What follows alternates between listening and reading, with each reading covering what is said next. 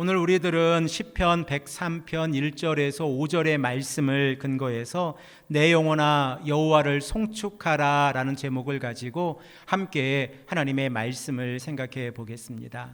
우리 실만한 물가교회에서는 매월 첫째 주에 시편의 말씀을 생각을 해보고 있는데 오늘 우리들은 시편 103편의 말씀을 함께 생각을 해보기를 원합니다. 우리가 잘 알고 있는 바와 같이 시편 103편은 다윗의 시입니다. 그리고 이 다윗의 시 가운데에서 다윗은 하나님을 찬양하고 있고 그리고 이 시를 통하여 자신의 신앙을 고백하고 있다는 사실을 우리들은 깨닫게 되었습니다. 그러므로 시편 103편의 말씀을 통하여 우리가 다윗의 신앙 고백을 통하여 다윗이 여호와 하나님을 찬양하는 그 이유를 생각을 해보면 다윗이 어떠한 상황 가운데에서 이 시를 기록하고 있고 이 시를 통하여 우리들은 어떻게 하나님의 말씀을 깨닫게 되어지고 하나님의 성품을 알아갈 수 있는지를 다시 한번 생각을 해 볼 수 있습니다. 시편 103편에서 다윗은 8절의 말씀을 통하여 하나님께서는 긍휼이 많으시고 은혜로우시며 인자하심이 풍부하신 분이시다라고 우리에게 말씀을 하고 있습니다. 그러므로 다윗의 신앙 가운데에서 하나님을 찬양하는 이유 가운데에서 하나님의 은혜를 경험하고 있다는 사실을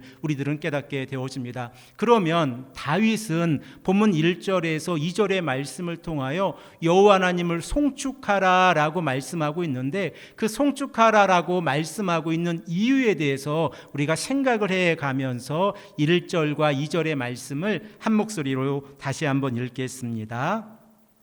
내 영혼아 여호와를 송축하라. 내 속에 있는 것들아 다 그의 거룩한 이름을 송축하라.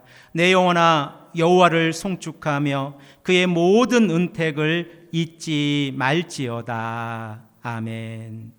다윗은 시편 103편 1절에서 2절의 말씀을 통하여 송축하라라고 하는 의미를 강조하고 있다는 사실을 우리들은 말씀을 통하여 생각을 해 볼 수 있습니다. 여러분들은 여호와 하나님을 송축하다라고 하는 그 의미에 대해서 생각을 해 보셨습니까? 히브리어 동사 바라크라고 하는 송축하다라고 하는 이 동사는 우리들이 생각하고 있는 찬양하다라는 의미 이외에 조금 더 깊은 의미를 가지고 있습니다. 우리들이 송축하다라고 하는 히브리어 동사의 본래적인 의미를 생각을 해보면 무릎을 꿇다라는 의미를 가지고 있습니다. 그러므로 우리가 무릎을 꿇다라고 하는 이 의미를 통하여 송축하다라고 하는 이 의미가 전쟁의 이미지와 연결이 되어져 있다는 것을 우리가 생각을 해 볼 수 있고 그리고 이 무릎을 꿇는 행동을 통하여 누군가가 적군에게 항복을 표시하고 있는 그 이미지로 생각을 해 볼 수 있습니다. 그러므로 다윗이 여호와 하나님을 송축하다라고 하는 그 의미 가운데에서는 자신이 가지고 있는 그 모든 것을 창조주 하나님 앞에서 내려놓고 무릎을 꿇고 여호와 하나님을 섬기고 송축하다라고 하는 의미로 이 다윗의 신앙을 고백하고 있다는 사실을 우리들은 깨닫게 되어집니다. 그리고 또한 이 표현을 통하여 다윗은 1절과 2절의 말씀을 통하여 한 번만 여호와 하나님을 송축하라라고 표현하고 있는 것이 아니라 3번이나 강조해서 여호와 하나님을 송축하라. 내 영혼아 여호와 하나님을 송축하라라고 강조하고 있다는 사실 또한 깨닫게 되어집니다. 우리들은 다윗의 모습을 다시 한번 생각을 해 보길 원합니다. 다윗은 어떠한 신분 아래에서 이 시를 기록하고 있습니까? 바로 이스라엘의 왕으로서 이 시를 기록하고 있습니다. 이스라엘의 왕으로서 절대적인 권력을 가지고 있었던 다윗이 이렇게 창조주 하나님을 송축하고 하나님 앞에서 무릎을 꿇고 있다고 하면 다윗이 하나님으로부터 어떠한 은혜를 경험하고 있기에 창조주 하나님 앞에서 무릎을 꿇고 여호와 하나님을 송축하고 있는지에 대해서 생각을 해 볼 수 있습니다. 다윗은 2절 하반절의 말씀에서 내 영혼아 여호와를 송축하며 그의 모든 은택을 잊지 말지어다 라고 표현하고 있는 이 내용을 우리가 확인해 볼 수 있습니다. 여러분들은 은택이라고 하는 단어를 생각을 해 보셨습니까? 우리가 은택이라고 하는 이 히브리어 명사를 생각을 해 보면 그 의미가 서로 상반되어져 있다는 것을 깨닫게 되어지는데, 이 은택이라고 하는 히브리어 명사의 발음이 참 재미있습니다. 여러분들도 한 번만 들으시면 기억을 하실 수 있습니다. 그 은택이라고 하는 히브리어 이 명사의 발음이 괴물입니다. 여러분들, 괴물이라고 하는 우리 한국어적인 이미지가 있으니까 은택이라고 하는 단어가 괴물이다라고 생각을 해보면 아마도 잊지 않으실 겁니다. 그러면 구약 성경에서 이 은택이라고 하는 단어가 어떻게 사용이 되는지를 우리가 생각을 해보면, 이 은택이라고 하는 단어는 부정적인 의미에서도 사용이 되어지고 긍정적인 의미에서도 사용이 되어지고 있는 단어입니다. 그리고 이 단어가 부정적인 의미로 사용이 되어질 때에는 징벌적인 의미로 사용이 되어지고 있고, 그리고 긍정적인 의미에서 사용이 되어질 때는 하나님의 은혜가 강조되어져 있는 사랑의 표현으로 사용이 되어지고 있다는 것을 깨닫게 되어집니다. 이사야서 3장 11절의 말씀을 보면 이사야 선지자는 악인들에게 화가 있을 것이다 라고 선포를 하면서 악인들이 자신들의 손으로 행한 악으로 인하여 보응을 받게 될 것이다 라고 표현을 하고 있는데, 바로 이 단어가 괴물이라고 하는 히브리어 명사입니다. 우리 다 함께 이사야서 3장 11절의 말씀을 한 목소리로 읽겠습니다. 악인에게는 화가 있으리니 이는 그의 손으로 행한 대로 그가 보응을 받을 것임이라. 이사야서 3장 11절의 말씀을 통하여 우리들은 괴물이라고 하는 이 히브리어 명사가 가지고 있는 본래적인 의미를 깨닫게 되어지는데, 이 본래적인 의미를 생각을 해보면 이 의미는 자신이 어떠한 행동을 했다고 하면 그 행동의 결과로서 하나님 앞에서 심판을 받거나 또는 은혜를 받는다는 사실을 깨닫게 되어집니다. 그러므로 자신의 손 가운데에서 하나님 앞에서 악을 행하고 있다고 하면 그 악한 행동의 결과로서 하나님 앞에서 징벌, 곧 보응을 받는 것이 부정적인 이미지라고 하면, 이 오늘 본문 말씀에 기록되어져 있는 것처럼 다윗의 신앙 고백 가운데에서 다윗이 하나님의 은혜를 경험하고 자신의 잘못을 회개하며 나아갈 때에 다윗에게 은택을 입었다라고 하는 이 표현은 하나님께서 다윗을 사랑해 주시고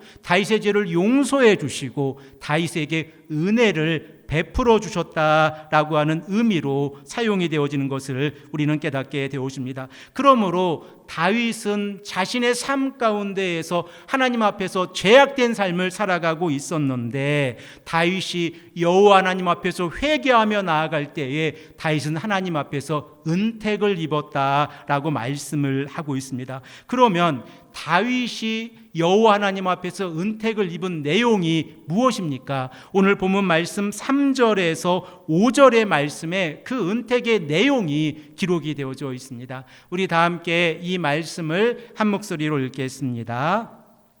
그가 내 모든 죄악을 사하시며 내 모든 병을 고치시며 내 생명을 파멸해서 속량하시고 인자와 긍휼로 간을 세우시며 좋은 것으로 내 소원을 만족하게 하사 내 청춘을 독수리같이 새롭게 하시는도다. 아멘.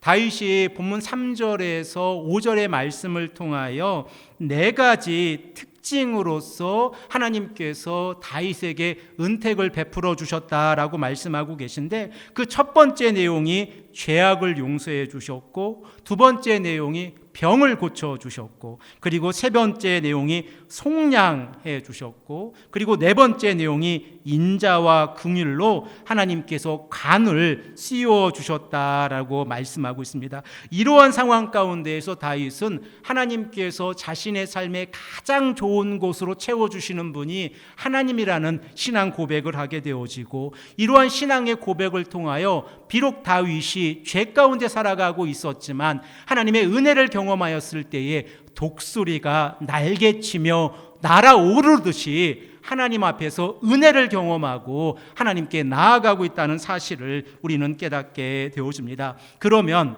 다윗이 하나님 앞에서 은택을 입은 내용 가운데에서 자신의 죄악을 용서함을 받았다고 하는 내용이 강조되어지고 있다는 사실을 우리가 말씀을 통하여 깨닫게 되어지는데, 다윗은 자신이 하나님 앞에서 얼마나 큰 죄를 지고 있는지 잘 알고 있습니다. 우리들은 다윗 그러면 하나님 앞에서 올바른 삶을 살아간 자라고 기억을 하고 있고, 그리고 이스라엘의 왕들 가운데에서 다윗 왕처럼 행했던 왕들이 없었다고 하는 사실도 잘 알고 있습니다. 그러나 다윗은 자신이 하나님 앞에서 얼마나 큰 죄 가운데서 살아가고 있었다는 사실을 시편 25편 11절의 말씀에서 자신의 신앙으로 고백을 하고 있습니다. 우리 다 함께 이 말씀을 한 목소리로 읽겠습니다.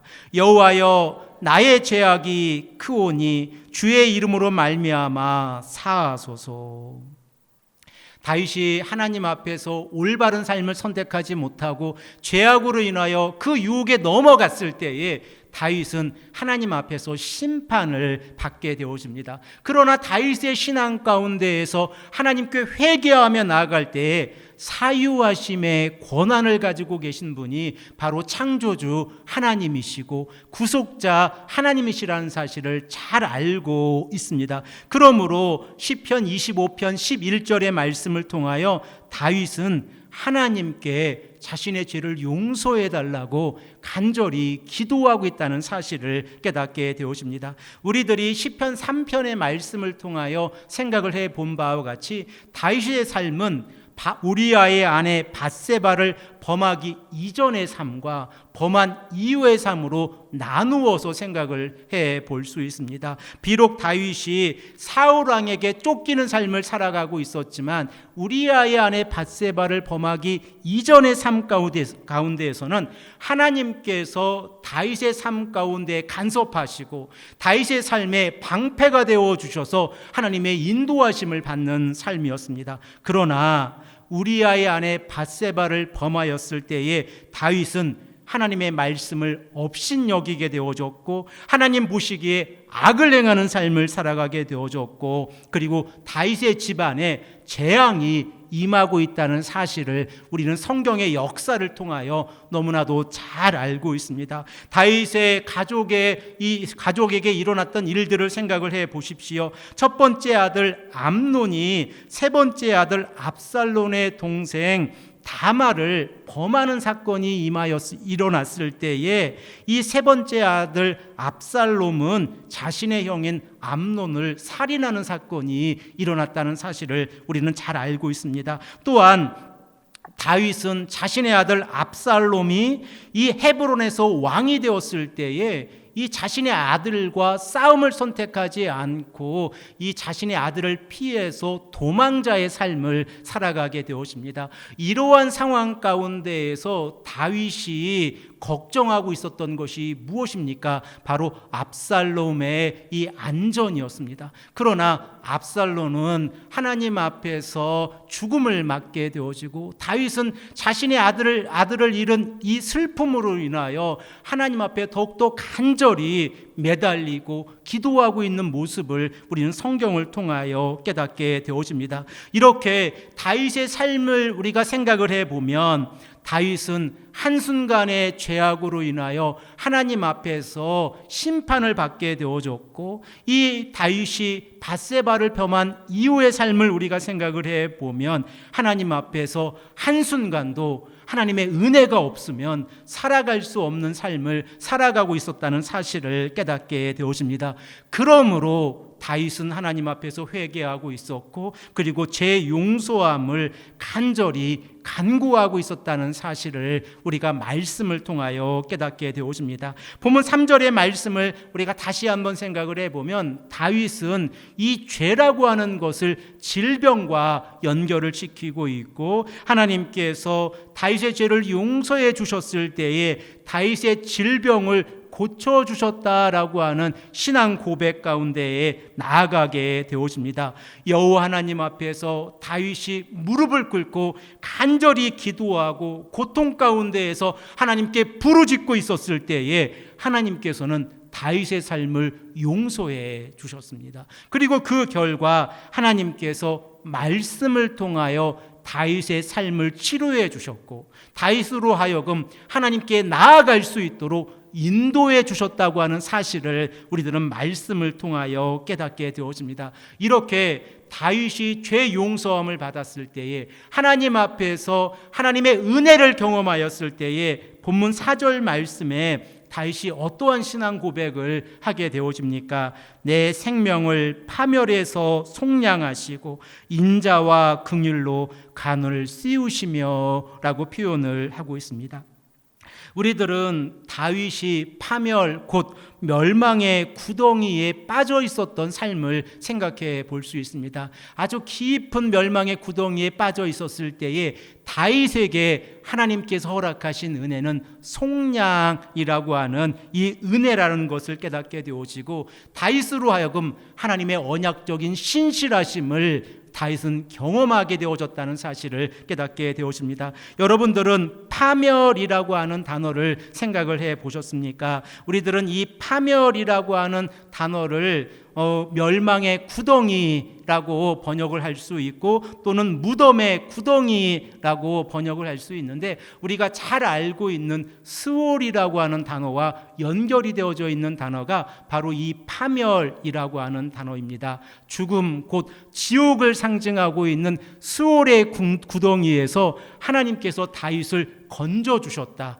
속량해 주셨다라고 다윗이 고백을 하고 있습니다. 그리고 이 속량이라고 하는 표현을 통하여 하나님과 다윗과 맺은 언약에 관하여서도 우리가 생각을 해 볼 수 있습니다. 사무엘하 7장 1절에서 17절의 말씀을 보면 하나님께서 다윗과 맺은 언약에 관하여 언급하고 계시고 이 언약의 중심 내용 가운데에서는 다윗의 자손을 통하여 하나님께서 메시아를 보내주시겠다라고 하는 약속입니다. 그리고 우리들은 사무엘하 7장 9절의 말씀을 통하여 하나님께서 이 언약을 통하여 다윗과 함께 하시는 임마누엘의 약속을 하고 계시다는 사실을 깨닫게 되어집니다. 우리 다 함께 사무엘하 7장 9절의 말씀을 한 목소리로 읽겠습니다.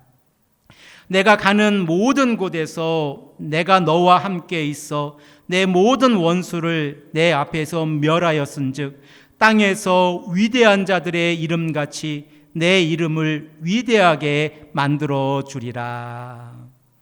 아멘. 하나님께서 다윗에게 약속하신 메시지가 무엇입니까? 바로 임마누엘입니다. 우리들은 임마누엘의 하나님을 잘 알고 있습니다. 그리고 하나님께서 우리와 함께 하시는 이 놀라운 역사가 우리들의 삶을 어떻게 바꾸어 놓는지도 잘 알고 있습니다. 그런데 우리가 임마누엘의 하나님을 경험하며 나아가는데 우리들의 입술 가운데에서 여호와 하나님의 은택을 잊어버릴 때가 많이 있다는 사실을 우리가 다시 한번 생각해 보게 되어집니다. 우리들의 입술 가운데 불평이 나올 때가 있지 않습니까? 그리고 우리들의 입술 가운데에서 하나님을 송축하는 이러한 모습보다 하나님 앞에서 하나님 왜 나에게 이러한 어려움을 허락하십니까? 라고 질문을 던질 때도 많이 있지 않습니까? 그 순간 우리가 꼭 기억해야 하는 것은 하나님께서 가장 어렵고 힘든 순간에도